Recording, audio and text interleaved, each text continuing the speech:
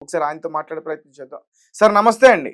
నమస్తే అండి. సార్ అసలు మీకేమనిపిస్తుంది సార్? ఇంకా రిపోర్ట్స్ అయితే రాలేదు అని చాలా మంది చాలా రకాలుగా మాట్లాడుతున్నారు. ఇది ఖచ్చితంగా యాక్సిడెంట్ అయిందనే రిపోర్ట్ వస్తుందని కూడా చెప్తున్నారు.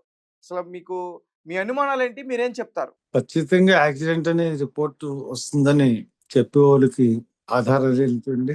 అలాగే ఖచ్చితంగా ఇది హత్యే అని నేను చెప్తాను. ఎందుకంటే కారణం ఏంటంటే నేను హత్య అని ఎలా చెప్పగలుగుతున్నానంటే ఎక్కడ ఇప్పుడు హైదరాబాద్ నుంచి రాజమండ్రి వరకు ఆయన ప్రయాణించిన మార్గంలో సీసీటీవీ ఫుటేజ్‌లు చాలా దొరుకుతాయి వాళ్ళకి. ఇప్పుడు వాళ్ళు last TV footage Kovvur toll gate దగ్గర మనకు కనబడింది. మనకు కనపడినప్పుడు ఆ బండి మీద ఉన్నది ప్రవీణ్ పగడాలేనా? ఇంకెవరన్నా ఉన్నారా? అన్న అనుమానం గూడా అందరిలోనూ ఉంది. మొదటిగా దాన్ని క్లారిఫై చేయాలండి. కారణం ఏంటంటే అది ఆ ఫోటో క్లారిటీ లేదు. ఆ బాడీ లాంగ్వేజ్ గాని ప్రవీణ్ పగడాల గారిదే అనేలాగా లేదు. అవును. ఫస్ట్. సెకండ్ ఒక వీడియో తీసుకొచ్చి పోలీసులు చూపించి ఇక్కడే పడిపోయింది బండి. పొగొచ్చింది. పొగొస్తే మరి ఏ పొగ అన్నది నైట్ టైమ్ అయితే అగ్గి పొగే రావాలి తప్పితే దుమ్ము పొగ అన్నది కనపడదు. అగ్గి పొగ వస్తే ఆ బండి తగలడిపోవాలి. అవును.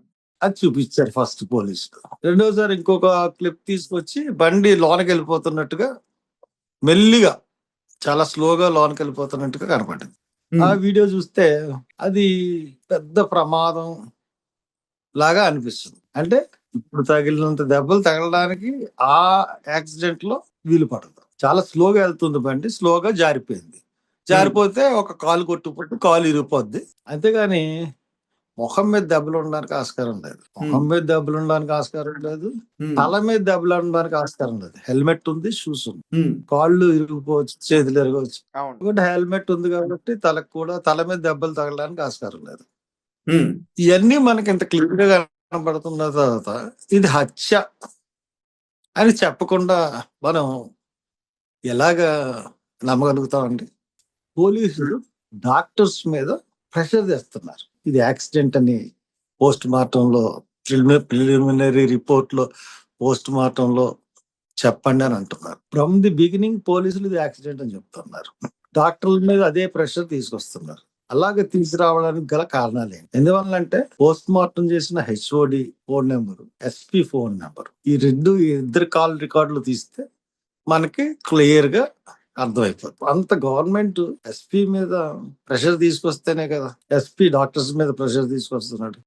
ఇప్పుడున్న గవర్నమెంట్లు న్యాయంగా ఏదన్నా విచారణ జరిపే స్వాతంత్రం ఐఏఎస్లకి ఐపీఎస్లకి ఇవ్వట్లేదు. గవర్నమెంట్ లో ఎవరు ఉంటే వాళ్ళకి చెప్పే పరిస్థితి. ఇప్పుడు ఈ రోజున ఈవేళ మీరు ఏదో మేనేజ్ చేసేసి మీరు అది యాక్సిడెంట్ అని చెప్పేసిన ఈ సమాజం ఎవరైతే సెక్యులర్ భావాలకి సంబంధించిన ప్రతి ఒక్కళ్ళు, వాళ్ళు హిందూ అవ్వచ్చు, ముస్లిం అవ్వచ్చు, లేకపోతే క్రిస్టియన్ అవ్వచ్చు, వీళ్ళందరూ కూడా ఇది హత్య అని భావిస్తూ ఉన్నారు, ఇంక్లూడింగ్ మై సెల్ఫ్. ఎందువల్లంటే ఇది హత్యే. ఒకవేళ మీరు యాక్సిడెంట్ అని చెప్తే ఇది యాక్సిడెంట్ అని ఎవరి హృదయం కూడా నమ్మదు.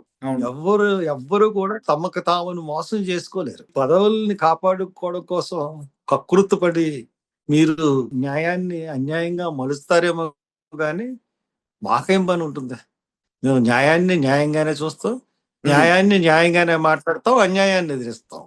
కాబట్టి ఖచ్చితంగా ఇది హత్య అనే చెప్పగలుగుతున్నాం. ఇది ముమ్మాటికి హత్య అని చెప్తున్నాం. సార్ అంటే అనేక ఆరోపణలు అయితే వస్తున్నాయి.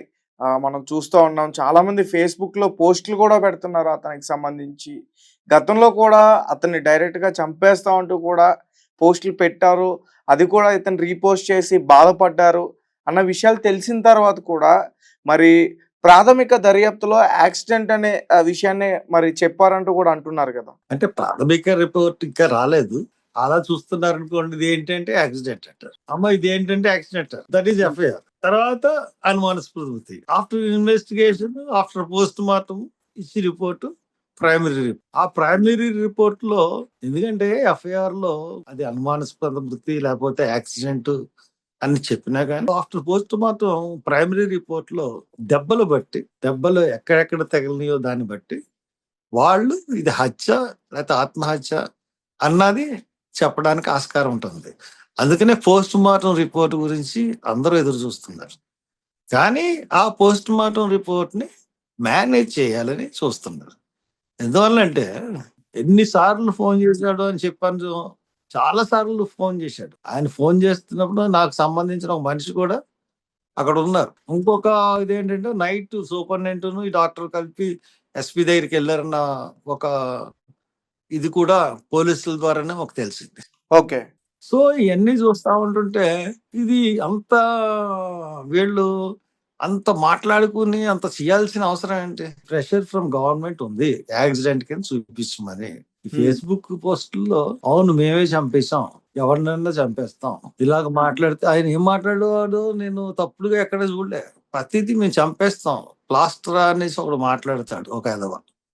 ఇంకోడు మాట్లాడతాడు. మేమే చంపేస్తాం. ఇది యాక్సిడెంట్ కాదు. మేమే చంపేసాం అని వాగుతూనే ఉన్నారు. అటువంటి పోస్టుల మీద కూడా ఈ గవర్నమెంట్ మాట్లాడదు. లేదంటే పవన్ కళ్యాణ్, చంద్రబాబు నాయుడు ఏమన్నా అంటేనే ఇయన్నీ అట్రాక్ట్ అవుతాయి. మనుషులు మేము చంపేస్తామన్నా అయి అట్రాక్ట్ అవ్వవు. మేమే చంపేసామని చెప్పినా గానీ, ఖచ్చితంగా చెప్తున్నాం మేమే చంపేసామన్నా గానీ, ఈళ్ళు మరి పోలీసోళ్ళు నిమ్మకు నీరెత్తినట్టు ఏం మాట్లాడుకుంటూ ఉంటున్నారంటే, ఇది ఖచ్చితంగా ఇది హత్య చేశారు. అధికార మదంతో ఉన్న పార్టీ అండ చూసుకుని ఈ రోజున అంత ధైర్యంగా హత్య చేసి యాక్సిడెంట్ అని ప్రూవ్ చేయడానికి ప్రయత్నిస్తున్నారు. మహా ఉంటే 200-300 మంది పోలీసులు ఉన్నారు. కొట్టి చంపేస్తారు పోలీసులు. అటువంటి పరిస్థితి ఉంది. దాన్ని చాలా సమన్వయపరిచి మేము దాన్ని సిట్యుయేషన్ కంట్రోల్ చేసుకుంటూ తీసుకుని వెళ్ళాం. బాడీని బయటకు తీసుకెళ్లి హైదరాబాద్ పంపించాం. పోలీసులకు ఆ సిట్యుయేషన్ తెలుసు కాబట్టే కదా నేను అంత చెప్తున్నాను. సిట్యుయేషన్ ని అంత తెలివిగా డీల్ చేశారు. పోస్ట్ మార్టం అయిపోయిన వెంటనే బాడీని పంపించేయాలి గ్యాప్ లేకుండా అన్నది ప్లాన్ చేసుకున్న వాళ్ళు ఎందుకు ప్రతిదీ ప్లాన్ చేసి దీంట్లో ఏదో మర్మం ఉంది. ఫ్రమ్ ది బిగినింగ్ నుంచి పోలీసులకు తెలుసు. అందుకనే ఫ్రమ్ ది బిగినింగ్ నుంచి ఇది యాక్సిడెంట్ అని చెప్పడానికి ప్రయత్నిస్తారు కాబట్టి మేము ఖచ్చితంగా ఇది హత్య అని చెప్తున్నాం. రైట్. మరి కాసేపట్లో మరి ఈ రోజు పోస్ట్ మార్టం రిపోర్ట్ రాబోతుంది. మరి రిపోర్ట్స్ ని బట్టి మళ్ళీ ఒకసారి మనం మాట్లాడే ప్రయత్నం చేద్దాం సార్ ఖచ్చితంగా. అండ్ మీరు కూడా చెప్తున్నారు రాహుల్ గాంధీ గారికి ఆల్రెడీ లెటర్ రాసామన్నారు. ఒకవేళ ఇక్కడ ఏమైనా తేడాలు వస్తే ఖచ్చితంగా మళ్ళీ తెలంగాణ ప్రభుత్వం ఇక్కడ మళ్ళీ రీపోస్ట్ మార్టం చేసే పరిస్థితి కూడా ఉంటుందని చెప్తున్నారు. Right sir. Thank you so much. So guys చూసారు కదా, మరి ఈ రోజు ప్రవీణ్ గారు పోస్ట్ మార్టం రిపోర్ట్స్ అయితే బయటకు వస్తాయి. అటు ఇటుగా యాక్సిడెంట్ అయిందని మాత్రం వస్తే ఖచ్చితంగా రాహుల్ గాంధీ గారికి లెటర్ రాసాం, మళ్ళీ రీపోస్ట్ మార్టం చేస్తాం. అది తెలంగాణ ప్రభుత్వంలో. ఎందుకంటే ఇది సెక్యులర్ ప్రభుత్వం కాబట్టి ఇక్కడ ఎటువంటి మేనేజ్ చేయడానికి అవకాశాలు ఉండవు. సో ఖచ్చితంగా పోస్ట్ మార్టం రిపోర్ట్లో ఏదైతే ఉందో రీపోస్ట్ మార్టం చేస్తే అదే చెప్తారు కాబట్టి సో అందుకని మేము రిక్వెస్ట్ చేస్తామంటూ కూడా మరి ఈయన ఎక్స్ ఎంపీ హర్ష్ కుమార్ గారు వ్యక్తం చేస్తూ ఉన్నారు. చూద్దాం అసలు మరి ఏం జరుగుతుందో.